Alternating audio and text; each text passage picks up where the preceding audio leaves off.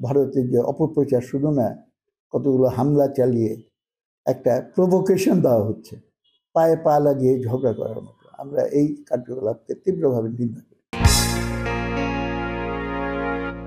গতকাল প্রধান উপদেষ্টা মহোদয় বিভিন্ন রাজনৈতিক দলকে একটা সভায় মত বিনিময়ের জন্য আমন্ত্রণ জানিয়েছিল এবং সেখানে অনেক রাজনৈতিক দল উপস্থিত ছিল। সব দল উপস্থিত ছিল কিনা আমি বলতে পারবো না, কারণ ওই তালিকাও আমার কাছে নেই এবং সেই তালিকা অনুযায়ী আমি সেটা আরেকটা হিসাবের ব্যাপার। এইখানে দেশের ভেতরে যে খুবই একটা বিপজ্জনক পরিস্থিতির সম্মুখীন, একটা ক্রিটিক্যাল সিচুয়েশন বিরাজ করছে।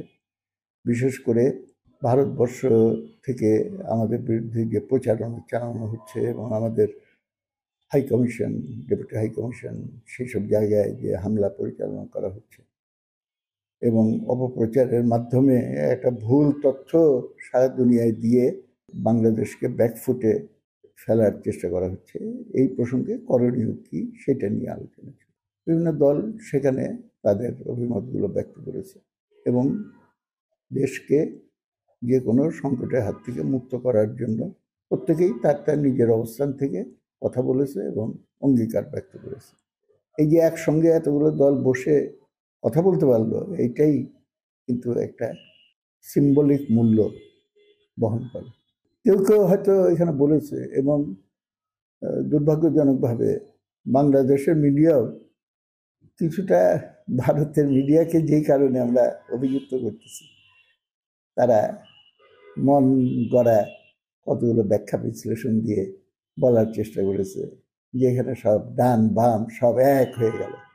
ডান বাম এক হওয়ার প্রশ্ন, তাহলে ডান আর বাম তো থাকে না, হয় ডানকে বাম হতে হবে, না হয় বামকে ডান হতে হবে। তা আমি বামপন্থী হিসাবে, কমিউনিস্ট পার্টি হিসাবে পরিষ্কার বলতে চাই, আমাদের মার্ক্সবাদ, লেনিনবাদ এবং সাম্যবাদ সমাজতন্ত্রের লক্ষ্য, এইগুলো থেকে বিন্দুমাত্র আমি বিচ্যুত হব না এবং শ্রমিক শ্রেণী, আমাদের দেশের শ্রমিক শ্রেণীর স্বার্থ রক্ষার জন্য যে বিপ্লবী লড়াই, সেটা আমরা স্বাধীন উদ্যোগে আমরা অগ্রসর করি। এবং বর্তমান রাজনৈতিক পরিস্থিতিতে দেশকে সংকটমুক্ত করতে হলে মানুষ যেটা বলে, নৌকা লাঙ্গল পাল্লা শীষ, সব সাপেরই দাঁতে বিষ, সব দেখা হয়ে গেছে। এখন বাম উদার গণতান্ত্রিক প্রগতিশীল দেশপ্রেমিক শক্তিদের নিয়ে একটা নয়া যুক্ত ফ্রন্ট গঠন করে এই শক্তি যদি রাষ্ট্র ক্ষমতায় অধিষ্ঠিত হতে পারে, তাহলে এই সংকটের সমাধান সম্ভব। সেই অবস্থান থেকে আমরা বর্তমান পরিস্থিতিতে করণীয় সম্পর্কে দু একটা সাজেশন আমরা বলেছি এবং সেই ক্ষেত্রে হয়তো বিভিন্ন দল থেকে বা ব্যক্তি যেসব প্রস্তাবনা এখানে হাজির করেছে অনেক মিলও আছে, কিন্তু আলোচনাটা সীমাবদ্ধ রাখা হয়েছে এই এজেন্ডার উপরে, অন্য কোনো এজেন্ডায় যায়নি।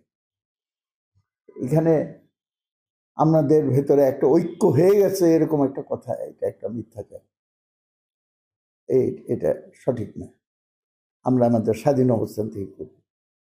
সেখানে কথা হয়েছে যে ভারত যে অপপ্রচার করছে, এটাকে আমাদের কাউন্টার করতে হবে, সঠিক তথ্য যাতে সবাই জানতে পারে, ভারতের নাগরিকরাও জানতে পারে, বিশ্বের নাগরিকরা জানতে পারে, সেই জন্য কি কি ব্যবস্থা নেওয়া যায় সেটা। আর এই দেশের মানুষ অতি সম্প্রতি যে গণ অভ্যুত্থানে যেভাবে ঐক্যবদ্ধ হয়েছিল, সেই ঐক্যের শক্তি যে এখনো অটুট আছে, সেইটা প্রদর্শন করতে হবে এবং সেটাকে অগ্রসর করে নিয়ে যেতে হবে।